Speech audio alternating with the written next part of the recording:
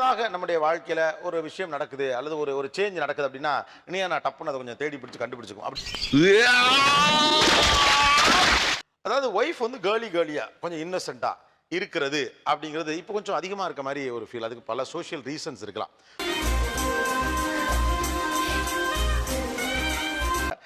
கேர்லியா இன்னசென்ட்டாவே தன்னோட திருமணத்துக்கு பிறகு இருக்கக்கூடிய பெண்களின் வாழ்க்கை எப்படி இருக்கு அப்படிங்கிற பத்தி பேசுறதா இன்னைக்கு இருக்கிற ஷோ.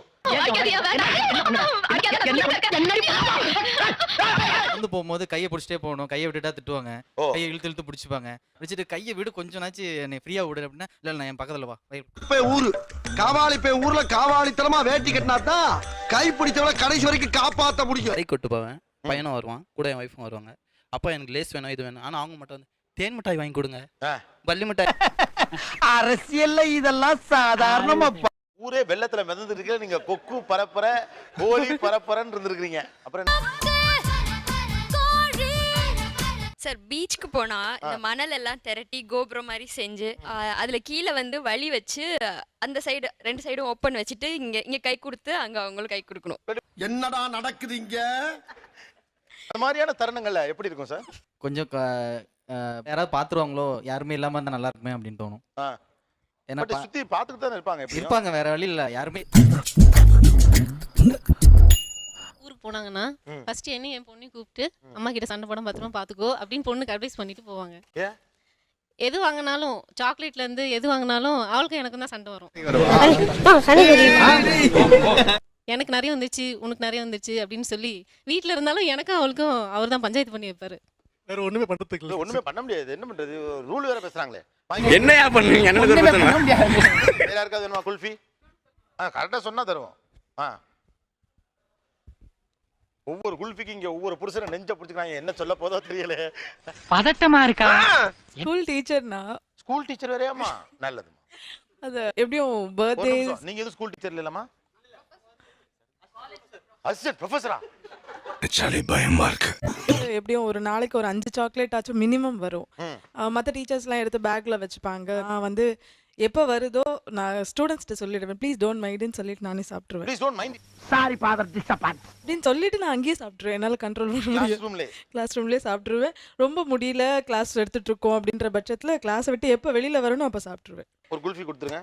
ஒரே மன தைரியத்தை பாராட்டி அவரை தெம்பூட்டும் விதத்துல நம்ம கம்பெனி தரக்கூடிய ஒரு அதிசய பொருள். நானும் வரணும் அப்படின்னு குழந்தை மாதிரி அடம் பிடிச்சி வந்தே ஆகணும் அப்படின்னா இல்லை இங்கே பாசிபிள் இல்லை, நான் தனியாக இங்கே தங்க முடியாது, பசங்களோட சேர்ந்து தங்குவேன், வர முடியாது. இல்லை பச்சை மண்ணுப்பா நீ. இல்லை உன் ஃப்ரெண்டு வீடு அங்கே இருக்கு, அவங்களும் ஒய்ஃபை கூப்பிட்டு வரேன் அப்படின்னு சொல்லி ஒரு நாள் வந்தாங்க. ஸோ அந்த நேரத்தில் வந்து என்னால் அட்ஜஸ்ட் பண்ண முடியல, கொஞ்சம் ரிஸ்க் எடுத்து பண்ண வேண்டியதாக இருக்கு. கூட்டிட்டு போங்க. கூட்டிட்டு போனா என் மாப்பிள்ள ஒரு பிசினஸ் ட்ரிப்பா போறதுல கூட அவங்க அதோட சீரியஸ்னஸ் புரிஞ்சுக்காம சின்ன பிள்ளை மாதிரி நானும் வருவேன் ஊர் சுத்துவேன் அப்படின்னு. ஏன் அப்படி அடம்புறீங்க? Is walking. என்னவா இருக்கீங்க சார் நீங்க? நான் சாஃப்ட்வேர் இன்ஜினியர். ஏல இப்படி பண்றியே? Software engineer. அவர் ஒரு வாக்கா போறாரு, அவருடைய branch office or something like Bangalore. வேலையா போறாரு.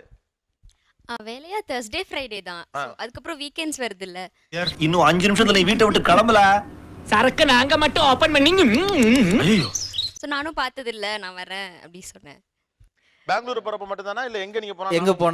எங்க போனாலுமே குழந்தை மாதிரி என் பின்னாடியே தான் வருவாங்க. மேக்ஸிமம் நான் கல்யாணத்துக்கு அப்புறம் மேக்ஸிமம் இருந்தது இவங்க கூட தான். ஒரு 3 hours 4 hours தான், ஒரு நாளைக்கு இருக்க மாட்டாங்க அந்த மாதிரி. இப்போ சின்ன குழந்தைங்கிட்டலாம் நம்ம பேசும்போது அவங்க மாட்டிட்டாங்கன்னா எப்படி நம்மளை விருப்பத்துவாங்க? நான் கேட்டேன், அவங்க தப்பு பண்ணிட்டாங்க வச்சுங்களேன், சொல்லுண்ணா அப்படின்றது இன்னிக்கும்.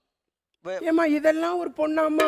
ஆஃபீஸ் முடிச்சு 6:30 மணிக்கு அவசரமா வருவா. வந்தவொடனே இந்த லஞ்ச் பேக்லாம் தூக்கி போட்டு ரிமோட் கொடுங்கன்னு ரொம்ப அவசரமா கேட்பா. சரி ஏதோ முக்கியமா டிவி பார்க்க போறான்னு நினைச்சா கார்ட்டூன் நெட்வொர்க் வச்சு போக்கிமான் சின்சான் ஒரு நைட் ஒரு 8:30 மணி வரைக்கும் ஓடிட்டு இருக்கும். இந்த அவசரமா டாம் அண்ட் ஜெரி பார்க்கணும்னு ஏதாவது இருக்கா என்ன? இல்ல சார், அந்த டைம்க்கு தான் ஷோலாம் வரும். ஓ, உங்களுக்கு யார் ரொம்ப பிடிக்கும்? ஷின்சான். ஜாப்பனீஸ் கார்ட்டூன்மா? ஆமா. பையன் டேய் சும்மா இருக்க மாட்டீங்க. புதிய பேர் ரேரா நடக்குது. பச்சை குதிரை தாண்டறாங்க சார். பச்சை குதிரை தாண்டுவாங்க. முடியுமா சார்? என் பொண்ணு தாண்டுதுன்னா என் உடம்பு என்னத்துக்கு ஆறுது? ஏங்க உங்களை குனி வச்சு அவங்க தாண்டுறாங்க சார். முடியல சார் என் பொண்ணுக்கு அப்பா இருக்கா சார், அவ பண்றா. எனக்கு அப்பா இல்ல. அப்போ அந்த பிளேஸ்ல இவர தான் நான் பார்க்க முடியும், வேற யாரையும் கூப்பிட்டு நான் பண்ண முடியாதுல்ல. ஏய் இதுக்குனே கை தட்டுறீங்க? பஜா சாச்சுடா பஜா. தண்ணி கேம்ஸ்க்கு போனோம், இல்லை ஃபால்ஸ்க்கு போனோம், ஒகேனக்கல் ஆர் குற்றாலம் இந்த மாதிரி இடங்கள்லாம் போகும்போது குழந்தைங்கலாம் கூட குளிச்சுட்டு வெளியே வந்துடுவாங்க. பட் அவங்கள வெளியே எடுக்கிறது ரொம்ப கஷ்டமாக இருக்கும். அதுக்கு பதில் சொல்ல மாட்டேன்.